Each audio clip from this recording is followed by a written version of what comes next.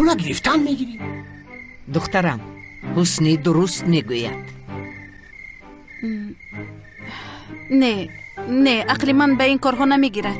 هیچ خیل نمیگیره. میگیره. جمال جان بچه ما خیلی آدم زیرکه. تو دا یاردم دادن میگیره. بیا همه این را پگه بولو یک پیاله چای گرم صحبت کرده حل میکنیم. خدای سلطان برای آمدن اینا براتون یک بزه قربانی میکنم. چی ها میگویی؟ یک خوراکی کاری میکنیم ده؟ خوراکی کاری هم میشود است. برای یک کار حل شدن سری چای میشینن. اینا براتون پرسپرس ولی همین خیل میکنید؟ بله در ما این موده است. چی میگوید؟ سر یک پیاله چای شدن کار رو حل کردن این موده شدگی. بیاید همه کسا در یک جور جمع میشویم و مسئله رو حل میکنیم. همه تشکیل را 100% بگردن میگیرم. در پیش پای نبیرتون چخیلی که وعده کرده بودم بوز میکشم. یا پرشگیرم میگیرم. راستی گپ بسیار گپ زدم گوش نشدم. بیا خاله جان خیر نباشه. وزنت سلام رسون. بی تو اثر دارم. بگیر دخترم بگیر.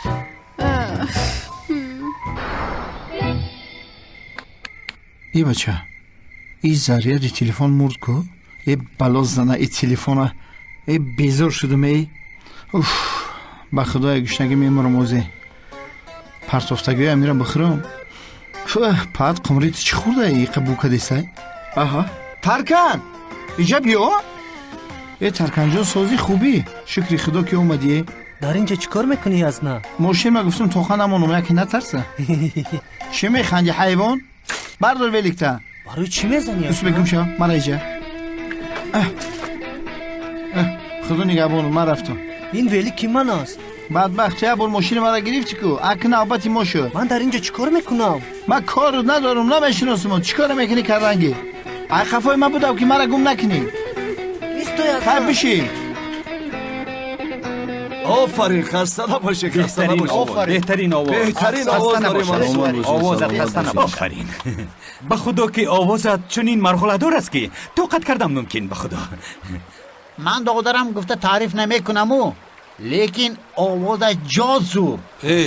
ای آوازی سعید بمینی بازار های در قشلاق ما خیلی هنرها بسیار های.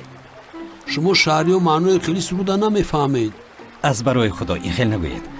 من هم مثل شما بچه کوهستانی هستم. گوش که میدانی چی؟ کوهستانی باشی که برو در بالای کوه زندگی که در بالای زمین همواری با پلتکه زده خطب با کوهستانی میگیری. ای حکمت خدا آخر تو از جناب دکتر چی میخواهی؟ گوش کن حکمت این خیل نکن. نیازی درست میگوید او مهمان است.